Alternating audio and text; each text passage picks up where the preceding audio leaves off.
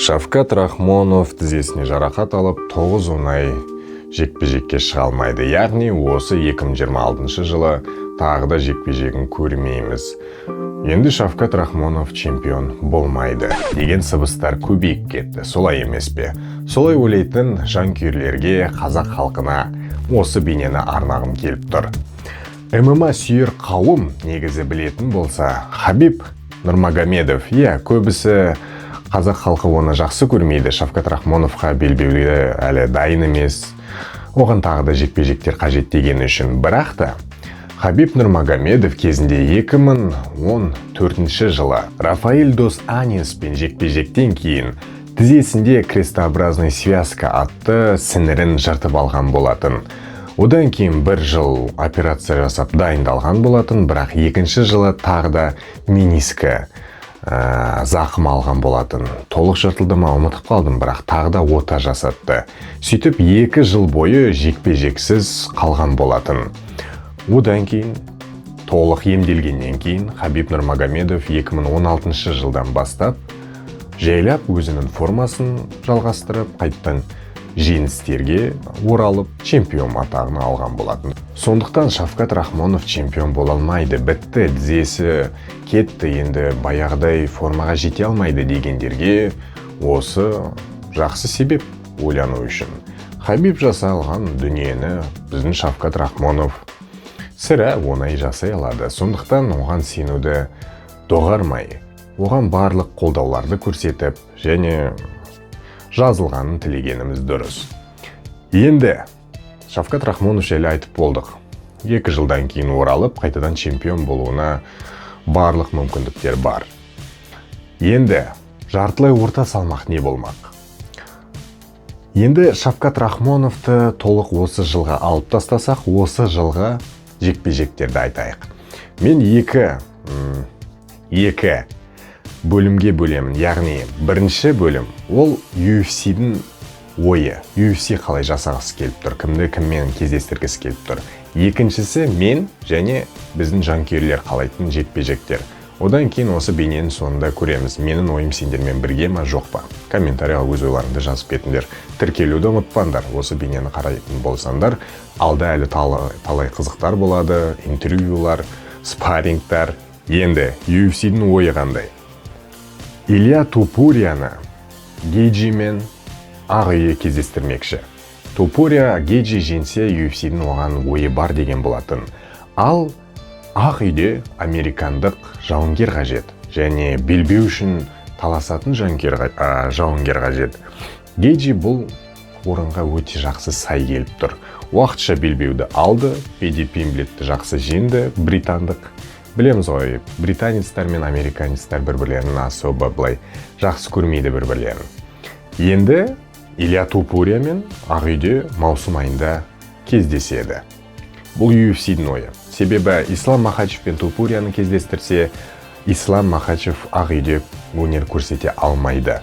Ешбір ресейлік жауынгер Ақ-үйде өнер көрсете алмайды. Әлбетте бұл саясаттың кедергісі. Енді Топурияны алып тастадық, Исламмен кездеспейді. Енді Исламға кім қарсы шығады? Ол Усман. UFC-де 2 жарқын жұлдыз әзірше бары. Ол Ислам Махачев және Илья Топурия. Илья Топурия үшін барлығын жасауға дайын.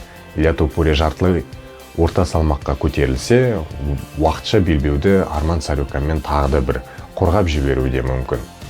Бірақ та енді Гейджи мен Ақ-үйде шығарғызады. Илья Топурия Ақ-үйде шығу үшін әлбетте дайын болады, қуана-қуана. Енді Ислам Махачевтің да айтқанын UFC толықтай тыңдайтын болады. Сондықтан Ислам Махачев Усманды бермаған дейді. Олар береді әрине. Усман мен Ислам Махачев кездеседі. Енді төменде не болады? Мадалена қалды ғой.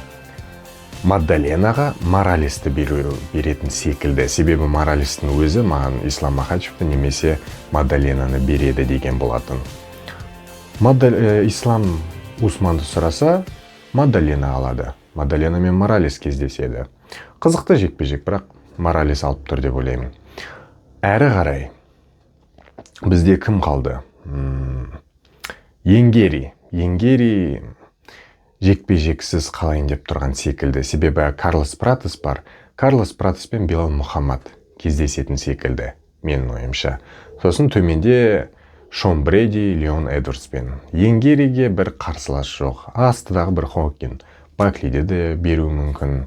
Менімше Енгери кішкене бұл жақта сыртта қалып қойған секілді. Немесе күтіп, Ислам Махачев пен Усманның жеңгенімен ары қарай шығуы мүмкін. Себебі Енгери біраз UFC-ді құтқарып қалған болатын. Қысқа уақыт мерзімде жекпе-жектерге шығып.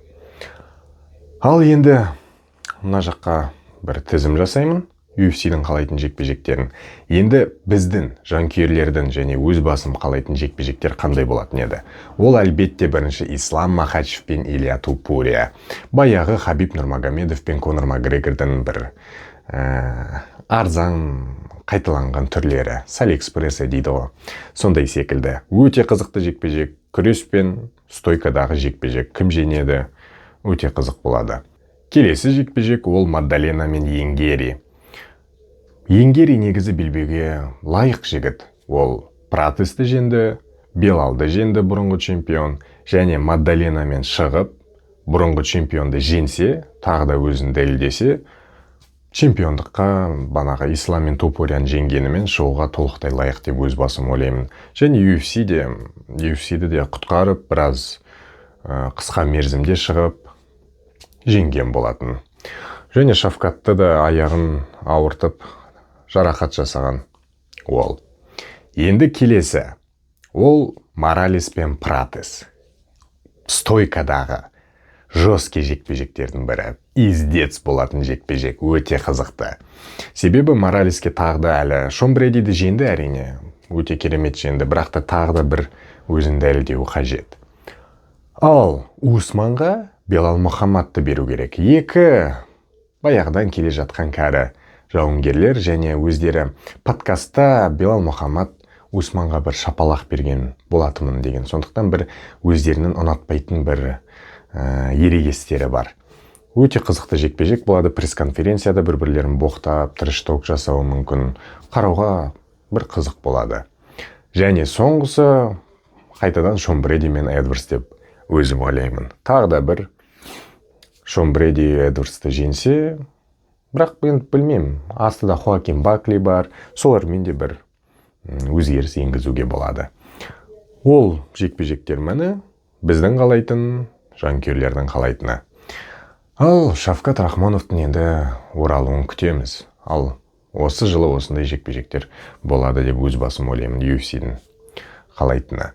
Ал енді осы айда, яғни 1 наурызда Асу Алмабаев Маренамен шығады. Маренаны ұтса, ары қарай титулға шығуы мүмкін. Джошуа Ван және Пантожан жеңгенімен.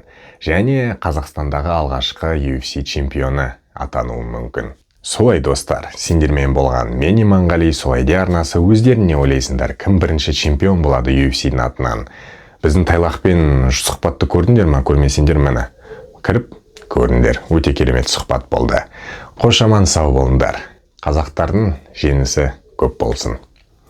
Тағы да айта кетейін, осы сенбіде 7 ақпанда Саламат Испулаев шығады ПФЛ лигасында.